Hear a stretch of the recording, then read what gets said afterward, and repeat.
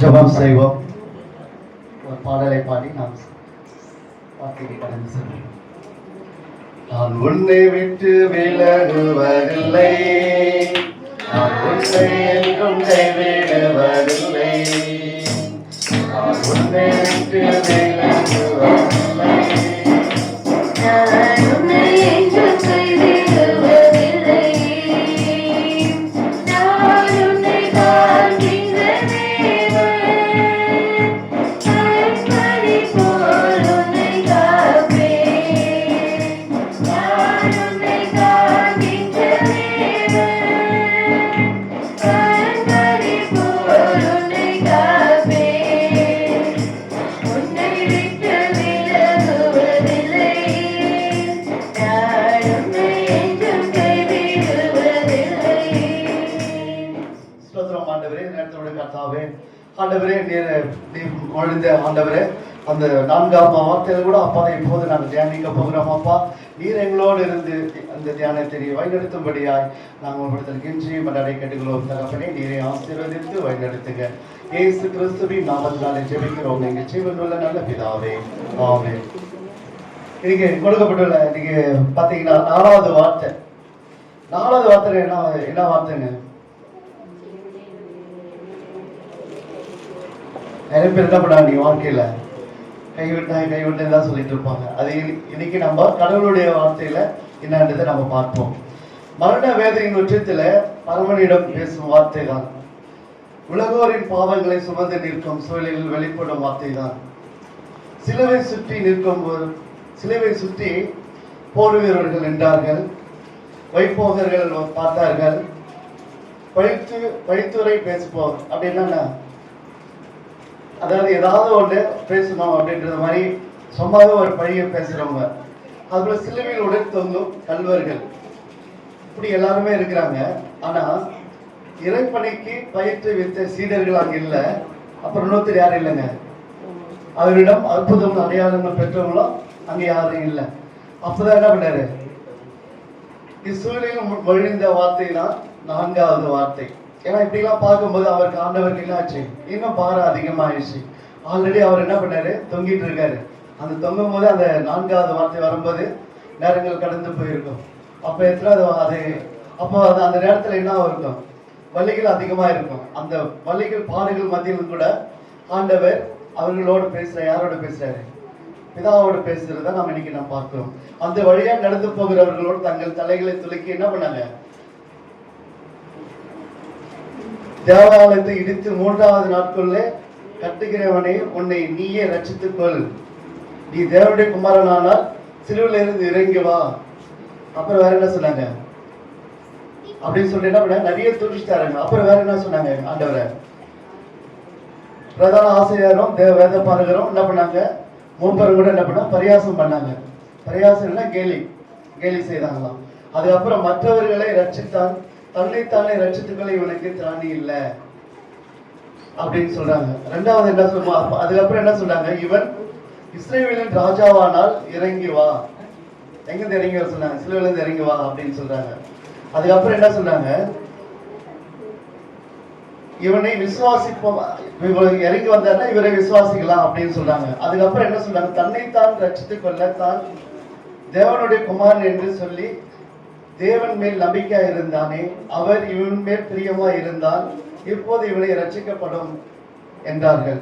சிலுவையில் அதுக்குள்ள என்ன சொல்றாங்க? தேவனுடைய குமாரன் சொன்னாங்கல்ல, அப்புறம் தேவன் ரட்சிக்கிட்டோமே அப்படிலாம் சொல்லி என்ன பண்ணாங்க? எந்த அளவுக்கு இழிவா பேசணுமோ, எந்த அளவுக்கு கேவலமா பேசணுமோ அந்த அளவுக்கு தூசித்து என்ன பண்ணாங்க? ஆண்டவரை ரொம்ப பேசுறாங்க. அது எல்லாவற்றையும் என்ன பண்ணாரு? ஆண்டவர் பொறுமையோடு இருந்தார். எதுக்குமே பதில் சொல்லவே இல்லை. நிறைய என்ன சொல்றாரு? நிறைய சங்கங்கள்லாம் போயிட்டு அங்க விசாரணை நடந்தது. அங்க கூட ஆண்டவர் என்ன பண்ணாரு? பொறுமை காத்தாருன்றது நம்ம பார்க்கிறோம். அதுபோல இவனுமே பிரிவா இருந்திருந்தால் இப்போது இவனை ரட்சிக்கட்டும் அப்படின்னு சொல்லி எல்லாம் என்ன பண்ணாங்க? அவர் ரொம்ப ஏளனமா பேசுறாங்க. கூட இருந்த 2 கல்வர்கள், இப்ப அண்ணன் பேசணும் போல 2 கல்வர்களோட என்ன பண்ணாங்க? அவரை கிண்டல் பண்ணாங்க. அதுல ஒரு கலர் தான் அப்புறம் என்ன பண்ணாரு? மனம் மாறி ஆண்டவரை ஏற்றுக்கொண்டுதான் நம்ம பார்க்கிறோம். அதுபோல அந்த இயற்கை சூழ்நிலை கூட எப்படி நடந்துதான்? அந்த இயற்கை சூழ்நிலை எப்படி நடந்தது? கதரும் அனுபவத்தை, இயற்கை கூட கதரும் அனுபவத்தை, இருள் நிறைந்த இயற்கை, நிலநடுக்கம், பாறைகள் பிளவுபடுதல், அனைத்தும் என்ன இது? இதற்கு தெய்வீக தன்மை தான் சான்றாக காணப்படுகிறது. அது எப்போ நடந்தது? 6ஆம் மணி நேரம் முதல் 9ஆம் மணி நேரம் வரை பூமி எங்க விழாச்சு? அந்தகாரம் உண்டாயிற்று. அது 9ஆம் மணி நேரத்துல இயேசு ஆண்டவர் ஏலி ஏலி லாபா சபத்தானி என்று மிகுந்த சத்தமாய் கூப்பிட்டார் அப்படின்றத நம்ம பார்க்கிறோம். அது ஏன் அப்படி கூப்பிட்டாரு அப்படின்னு சொன்னா, இங்கே கை கொடுத்தவர் கைவிட்டப்பட்ட நிலை அப்படின்னு சொல்றோம். அந்த இடத்துல இவர் ஏலி ஏலி லாபா சபஸ்கானின்னு சொல்லக்கூடும் போது அங்க இருக்கிறவங்க சொன்னாங்கன்னா எலியாவை கூப்பிடுகிறார்களோ, எலியான யாருங்க? தீர்க்கதரிசி, இளைய தீர்க்கதரிசி கூப்பிடுறாங்க அப்படின்னு சொல்லிட்டு அங்க கேவலமா பேசுறாங்க, கிண்டலா பேசுறாங்க. ஆனாலும் கை கொடுத்தவர் கைவிடப்பட்ட நிலை அப்படின்னு சொல்லிட்டு ஒரு டாபிக்ல நம்ம பார்த்தோம்னா, ஆண்டவர் இயேசு கிறிஸ்து மகனான தன் தந்தையிடம் பேசுகிறார். உலக வாழ்க்கையில் ஒரு கஷ்டம், வேதனை, துன்பம் அப்படின்னு வந்துச்சுன்னா நம்ம என்ன பண்ணுவோம்? அனைவரும் உற்றார் உறவினர்கள் என்ன பண்ணுவாங்க? நண்பர்கள் கண்டுகொள்ளாம போயிடுவாங்க, இல்லைன்னா கைவிடப்படுவார்கள், இல்லை எதுவுமே பார்த்துக்க மாட்டாங்க, கண்டுக்க மாட்டாங்க, நைஸா என்ன பண்ணுவாங்க? ஓடி போயிடுவாங்க. கஷ்டம் துன்பம் வரும்போது யாருமே வந்து சப்போர்ட் பண்ணி நிற்க மாட்டாங்க. நீ நல்லா இருக்கும்போது தான் 4 பேர் வந்து நிற்பாங்க. அது போல ஏன்னா இப்ப இருக்கிற காலகட்டத்தில் பார்த்தீங்கன்னா நீ வசதி வாய்ப்புகளை பார்த்து தான் என்ன பண்றாங்க? மக்களே பழகுறாங்க. நீ வசதி வாய்ப்பு இல்லை அப்படின்னு சொன்னா உங்ககிட்ட கூட யாரும் நெருங்க மாட்டாங்க. அது போலதான் சில உறவுகளால் கைவிடப்பட்ட நிலை, சிலர் உடைமைகள் செல்வங்கள் இருந்து கைவிடப்பட்ட நிலை. நல்ல வசதி வாய்ப்புல வாழ்ந்துருப்பாங்க, திடீர்னு ஒரு பிசினஸ் மூலமா என்ன பண்ணுவாங்க? லாஸ் ஆயிருக்கும். அப்போ வந்து ரொம்ப நொடிஞ்சு போய் வந்திருப்பாங்க. அப்பதான் என்ன பண்ணுவாங்க? அந்த அடுப்புல எண்ணெய் ஊத்துற மாதிரி என்ன பண்ணுவாங்க? இன்னும் அவங்கள கஷ்டப்படுத்துவாங்க. அது போல சிலர் உடைமைகள் செல்வம் இழந்து கைவிடப்பட்ட நிலையா காணப்படுவார்கள். சிலர் முதுமை காலத்தில் பாரத்தோடு தலைமையாக வாழும் நிலை. முதுமை காலத்துல என்ன பண்ணுவாங்க? எடுத்து அவங்களை பராமரிக்கிறதுக்கு ஆட்கள் இல்லாம இருப்பாங்க. அப்ப அவங்க கஷ்டப்பட்டுட்டு இருப்பாங்க. ஒரு உதவியை தண்ணி எடுத்து கொடுத்து கூட ஆள் இல்லாம அந்த வயசானவங்க எந்திரித்து கூட கஷ்டப்பட்டுட்டு இருப்பாங்க. அந்த நேரத்துல என்ன பண்ணுவாங்க? ரொம்ப கஷ்டத்தோட அவங்க தனிமையை அப்பதான் அவங்க உணர்வாங்க. சிலர் கொடிய நோய்களால் அவதியுற்று கைவிடப்பட்டும் நிலை. இப்ப ஐயா சொன்ன மாதிரி அந்த கேன்சர் வந்துச்சுன்னா என்ன? அது ஒண்ணுமே பண்ண முடியாத சூழ்நிலை போயிருது. அந்த கேன்சர் எந்த இடத்துல எப்படி வருதுன்னு பார்த்துதான் அது குணப்படுத்த முடியுமான்ற ஒரு சூழ்நிலையில வாழ்க்கை போயிட்டு இருக்குது. அதுக்கு மருந்து கண்டுபிடிச்சிட்டாங்கன்னு சொல்றாங்க. ஆனா நம்ம இந்தியாவுக்கு இன்னும் வரல. அது போல அந்த சிலர் கொடிய நோய்களால் அவதியுற்று கைவிடப்படும் நிலையில் இப்படியாக இச்சூழலில் நமது மனநிலை எப்படி இருக்கும்? அணுகுமுறை எப்படி இருக்கும்? நம்ம பொறுமையோட எதிர்பார்ப்போமா? எதுவுமே நம்ம பொறுமை என்ன பண்ண முடியும்? செயல்படுத்த முடியுமா? முடியாது. பயங்கர டென்ஷன்ல தான் இருக்கும். எது கேட்டாலும் எரிச்சல தான் இருக்கும். ஏன்னா பிறரை பழிக்கின்றோமா? ஏன்னா பிறரை என்ன பண்ணுவோம்? தேவையில்லாம வார்த்தைகளை நம்ம சொல்றோமா? ஆனா கண்டிப்பா சொல்லுவோம். மனுஷன் நம்ம என்ன பண்ணுவோம்? தேவையில்லாத வார்த்தைகளை சொல்லிடுவோம். ஏன்னா நம்ம அதுக்குள்ள நம்மளுக்குள்ள என்ன இருக்குது? அந்த அந்த என்ன சொல்றது? தனிமை அப்படின்றது நம்மளுக்கு அது பாதிப்பா இருக்குது. இத்தகைய சூழ்நிலையில் நாம் எப்படி செயல்பட வேண்டும் என்றுதான் நமது ஆண்டவர் இந்த 4ஆம் வார்த்தையில ஒரு அன்பாய் அந்த வார்த்தையின் மூலமாக அருளுகின்றார். சங்கீதம் 22:1 பார்த்தீங்கன்னா, என் தேவனி ஏன் என்னை கைவிட்டேன்? எனக்கு உதவி செய்யாமலும் நான் கதறி சொல்லும் வார்த்தைகளாலும் கேளாமலும் ஏன் தூரமா இருக்கிறேன் அப்படின்னு சொல்லி என்ன பண்றாரு? அங்கலாய்க்கின்றார் ஆண்டவர். அப்படி இருக்கும்போது மானிடர்கள் துன்பத்திலிருந்து விடுபட கடவுளை நாடுகின்றார்கள் அப்படின்னு சொல்றோம். நம்ம எப்போ அந்த கடவுளை நாடுறோம்? நம்ம எப்போ கடவுளை வந்து துதிக்கணும்னு சொல்லுவோம்? நம்ம எப்போ கடவுள்கிட்ட நம்ம ஜபம் பண்ணணும்னு நம்மளுக்கு எப்படி தோணும்? எப்போ தோணாது? நம்மளுக்கு கஷ்டம் வரும்போது, துன்பம் வரும்போது, நோய்கள் வரும்போது என்ன பண்றோம்? ஐயோ ஆண்டவரே என்னை காப்பாத்துங்க, ஐயோ ஆண்டவரே எனக்கு கஷ்டமா இருக்குது, ஐயோ ஆண்டவரே என் மனசு பாரமா இருக்குது, எனக்கு மன பாரத்துல இருந்து விடுதலை ஆக்குங்க, எனக்கு அப்படியே மண்டை வெடிக்கிற மாதிரி இருக்குது, பாரம் அதிகமா ஆகுது, என்னால துன்பத்தை தாங்க முடியல, தூக்கம் இல்லை அப்படின்னு சொல்லி என்ன பண்றோம்? அப்பதான் நம்ம புலம்ப ஆரம்பிக்கிறோம். அப்பதான் என்ன பண்றோம்? ஆண்டவரை தேடுறோம். அந்த துன்பம் வரும்போது தான் ஆண்டவரை தேடுறோம். இங்கே இயேசு தான் இதைதான் செய்கிறார். ஏன்னா ஆண்டவர் ஒரு மனுஷனா அந்த இடத்துல மனுஷ ரூபத்தில் தானே இருக்கிறாரு. நம்மளுடைய பாடுகள் தானே அனுபவிக்கிறாரு. மனுஷன் சாயலா படைத்து என்ன பண்ணாரு? நம்மளுக்கு போல பாடுகள் பட்டு என்ன பண்ணாரு, சிலுவையில் அறையப்படுகிறது. அப்போ அவரும் மனுஷன் தான் என்பது அந்த பாடுகள் மூலமா தான் ஆண்டவர் இந்த வார்த்தைகளை அந்த பேசுறாரு. இப்போ நம்ம ஒரு நடந்து போகிறோம், திடீர்னு ஒரு கல்லு படிச்சுன்னா நம்ம என்ன சொல்றோம்? நம்ம வாயில இருந்த ஒரு வார்த்தை ஃபர்ஸ்ட் என்ன வருங்க? கல்ல நடந்து போகும்போது ஒரு கல் அடிபட்டுச்சுன்னா பட்டு நம்ம வாயில இருந்த தானா வர வார்த்தை என்னது? அப்பா வருது, ஐயோ அம்மா அப்படிதான் கத்துறோம். உண்மையா இல்லையா? பட்ட உடனே ஐயோ அம்மா அப்படிதான் கத்துறோம். தவிர அப்பான்னு சொல்றதுல ரொம்ப ரேரு. அப்பான்ற வார்த்தையில அப்பா பட்டது தான் ஃபர்ஸ்ட் வர வார்த்தை பாத்தீங்கன்னா உடனே அம்மா தான் நம்ம சொல்லுவோம். அது போல ஆழமான உறவுகள் தான் நம்மளுக்கு ஃபர்ஸ்ட் வார்த்தைகளா வரும். அது போல தான் ஆண்டவர் என்ன பண்ணாரு, பிதாவோடு உள்ள உறவுனாலதான் என்ன பண்ணாரு, ஊக்க குரலால பிதாவே அப்படின்னு சொன்னாரு. தந்தையை போய் என்ன ஆயிடுச்சு, பிதாவிட்ட போயிட்டாரு. ஏன்னா அந்த இடத்துல பாரு நம்ம கடவுள் கைவிட்டாரோ அப்படின்னு ஒரு இமைப்பொழுதுல என்ன பண்ணாரு ஆண்டவர், பிதாவேன்னு சொல்லி கூப்பிடுறாரு. அதுதான் அது போலதான் நம்ம அந்த ஏதோ சின்ன அடிப்பட்ட அம்மான்னு கூப்பிடுறப்ப அப்பா ஏசப்பா என்ன பண்ணாரு, பிதாவேன்னு சொல்லிட்டு அங்க கூப்பிடுறத நம்ம பார்க்கிறோம். துயரம் நம்மை கடவுளிடம் அழைத்து செல்கிறது. எப்ப அழைத்து செல்லும்? இப்பதான் நம்ம சொன்னோம், துயரம் வரும்போது என்ன பண்ணுவோம், கடவுள் நம்ம தேடுவோம். அப்பதான் பைபிள் படிக்கணும்னு சொல்லுவோம். உடனே நம்ம ஊழியரையாவுக்கோ இல்ல போதகமார்க்கோ போன் பண்ணி ஐயா எங்களுக்காக ஜெபம் பண்ணுங்க அப்படின்னு சொல்லும்போது அவங்க என்ன சொல்லுவாங்க, ஐயா அந்த வசனத்தை சொல்லி நீங்க ஜெபம் பண்ணுங்க, சங்கீதம் 23 வாசிங்க, சங்கீதம் 91 வாசிங்க அப்படின்னு சொல்லும்போது என்ன பண்ணுவீங்க, அப்பதான் பிறப்பீங்க, எங்க இருக்குதுன்னே தெரியலையே அப்படின்னு தேடுவீங்க. அட்டவணை பார்ப்பீங்க, ஓ அதுக்கடுத்து தான் இது வருதா, சரி ஓகே 91 வாசிக்கலாம்னு சொல்லிட்டு 1க்கு 2 முறை இல்லை 10 தடவை வாசிக்கலாம், 10 தடவை வாசிப்பீங்க. ஏன்னா கஷ்டம் வரும்போது தான் என்ன பண்றோம், நம்ம கடவுளை தேடுறோம். அது போல இல்லாம அது என்னாச்சுன்னா நம்மளுக்கு அது இயற்கையா மாறிடுச்சு. அது கைவிடப்பட்ட நிலையில தான் என்ன பண்றோம், நம்ம அது போல ஆண்டவர்கிட்ட நம்ம தேவை. இந்த கேள்விக்கு 3வது நாள் என்ன, ஆண்டவர் கைவிடப்படவில்லை அப்படின்னு சொல்லி அதுக்கு ஒரு அர்த்தம் என்னன்னு பாத்தீங்கன்னா, 3ஆம் நாளில் என்ன பண்றாரு ஆண்டவர், விழுத்தெழ வைக்கிறாரு. அப்ப ஆண்டவர் என்ன பண்ணாரு, அங்க என்ன பண்ணாரு, இயேசுவை கைவிடப்படல. 3ஆம் நாள் என்ன பண்ணாரு, விழுத்தெழ வச்சு அங்க கைவிடாதபடி என்ன பண்ணாரு, தாங்கி நிற்கிறத பார்க்கிறோம். அந்த துன்பம் அதிகரிக்கும் போது மனிதர்களாகி நாம் என்ன பண்ணுவோம், விசுவாசத்தில் நிறைந்திருந்தாலும் என்ன பண்ணுவோம், கடவுளுக்கு அட்டியே இல்லையா, இப்படி பண்ணிட்டாரு, நம்ம எதிர்பார்க்கவே இல்லை, அப்படி நடந்துச்சு அப்படின்னு நம்ம சொல்ற மனப்பக்கம் நம்மளுக்கு எப்பவும் இருக்குது. அது ஜென்ம சுபாவம்னு சொல்லலாம், எல்லாருக்கும் வராது. அப்ப நம்ம என்ன பண்ண, இதுல இருந்து நம்ம நம்பிக்கையோடு இருக்கணும். எனக்கு கேட்கும் அளவுக்கு நம்ம தள்ளப்படுறோம். அமிதமாக இயேசு என்ன பண்ணார், ஒரு மனிதனாக கடவுளிடம் இக்கேள்வியை கேட்கிறார்.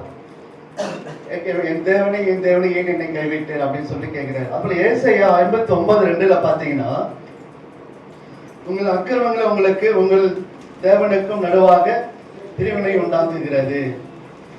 யாரோட அக்கிரமங்க, அக்கிரமம்னா பாவங்கள். பாவங்களே அவர் உங்களுக்கு செவி கொடாதபடிக்கு அவருடைய முகத்தை உங்களுக்கு மறைக்கிறது.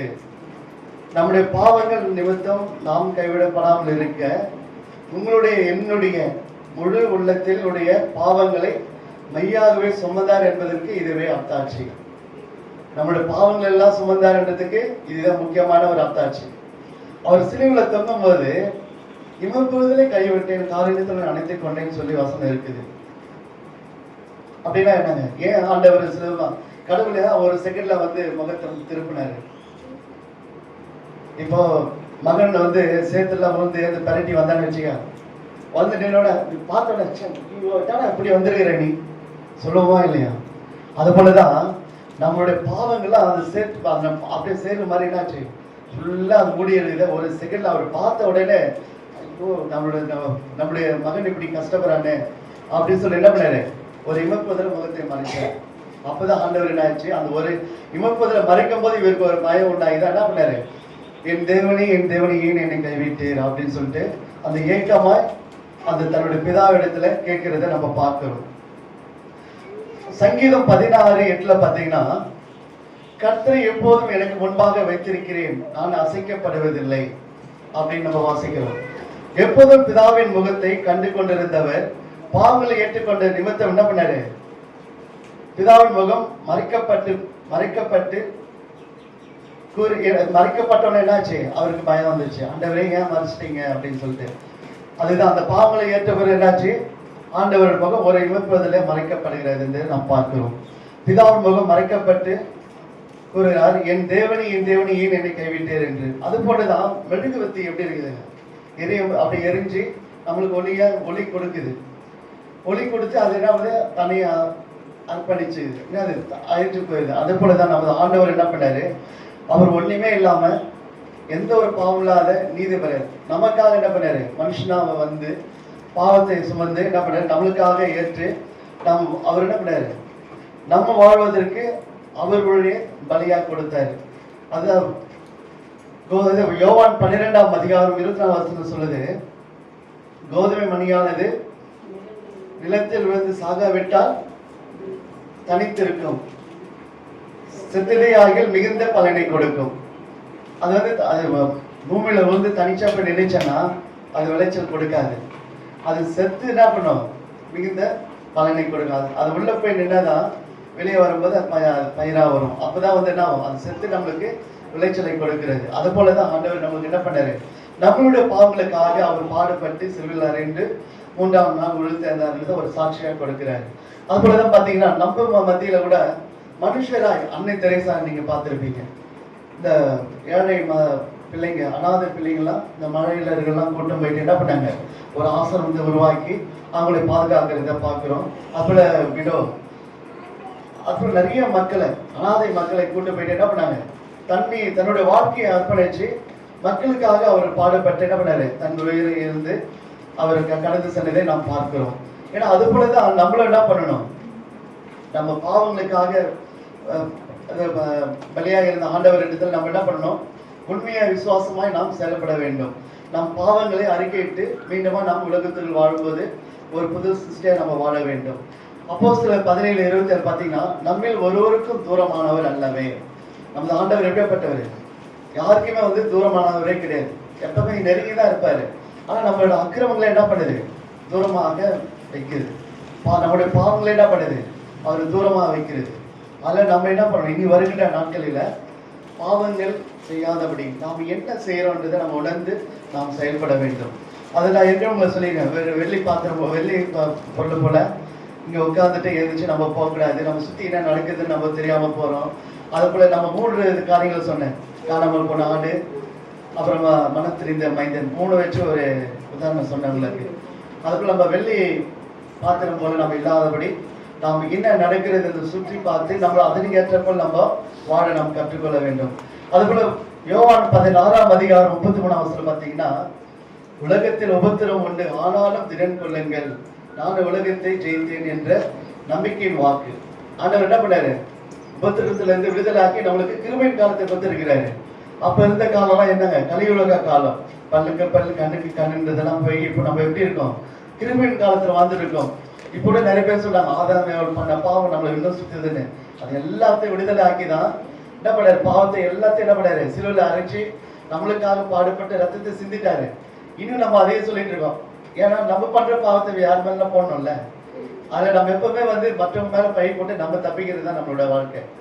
அது போல நம்ம என்ன பண்ணலாம், அதே போல ஆதாம் வேலையை நம்ம சொல்லிட்டு இருக்கோம். அதெல்லாம் முடிந்து இப்ப நம்ம கிருபையின் காலத்துல வாழ்ந்திருக்கோம். நம்மளுக்கு சந்தோஷமா சமாதானமா வாழ்ற நம்மளுக்கு கடவுள் கொடுத்திருக்கிறாரு. அப்போ நம்ம என்ன பண்ணோம், உலகத்துல உபத்திரங்கள் வந்தாலும் நம்ம என்ன பண்ணோம், திறன் கொண்டு நம்பிக்கையோடு நாம் செயல்பட வேண்டும். மனிதனை மனிதனாக்கும் பணியில் கிறிஸ்துநாதருக்கு கிடைத்த பரிசு எதுனா சிலுவை. நாம் கிறிஸ்துவ நம்பிக்கை அற்று வாழும் மக்களை அவருடன் கொண்டு வர நாம் ஆண்டவர் நம்மோடு இருக்கிறார் என்பதை நாம் உணர செயல்பட வேண்டும். நம்ம நம்பிக்கை இல்லாத மக்கள் என்ன பண்ணணும், நம்ம கொண்டு நம்ம ஆண்டவர் எடுத்து சேர்க்கணும். அதுக்கு நம்ம நம்பிக்கை வைக்கணும், நமது ஆண்டவர் நம்மோடு இருக்கிறாரு அப்படின்னு சொல்லி நம்பிக்கை வச்சாதான் நம்ம மற்றவங்க கிட்ட போய் நம்ம சொல்ல முடியும். அதுதான் மக்களை அவரிடம் கொண்டு வர நம் ஆண்டவர் நம்மோடு இருக்கிறார் என்பதை நாம் உணர்ந்து நாம் செயல்பட வேண்டும். கர்த்தர் தாமே அனைத்தையும் ஆசீர்வதித்து தருவாராக. ஆமென்.